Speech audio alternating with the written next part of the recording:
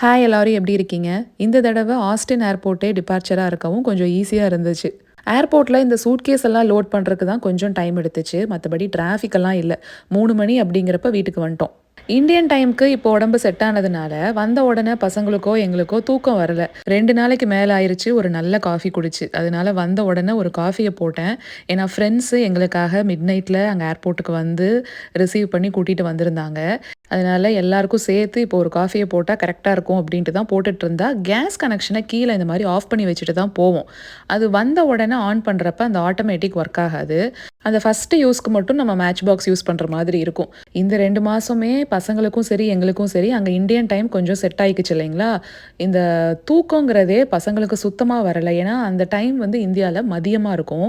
பயங்கர சுறுசுறுப்பா இருந்தானுங்க. நல்ல வேளை என் ஃப்ரெண்ட் என்ன பண்ணாங்க, எங்க நெய்பர் கிட்ட சாவி வாங்கி ஃப்ரிட்ஜில மாவு, அந்த தொக்கு, ரசம், பால், பழம் இதெல்லாம் வச்சுட்டு போனதுனால, எங்களுக்கு அந்த 2, 3 நாள் மேனேஜ் பண்றது கொஞ்சம் ஈஸியா இருந்தது.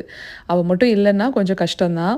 "தக்காளி தொக்கு பாருங்க எவ்வளோ செஞ்சு கொண்டு வந்து வச்சுட்டு போயிருக்கா" அப்படின்னு சாதத்துக்குமே போட்டு சாப்பிட்டுக்கிற மாரி ரெடி பண்ணி குடுத்திருந்தா. இந்த ஊர்ல ஃப்ரெண்ட்ஸ் சப்போர்ட் இல்லன்னா ரொம்ப கஷ்டம் தாங்க. நாளைக்கு பார்க்கலாங்களா?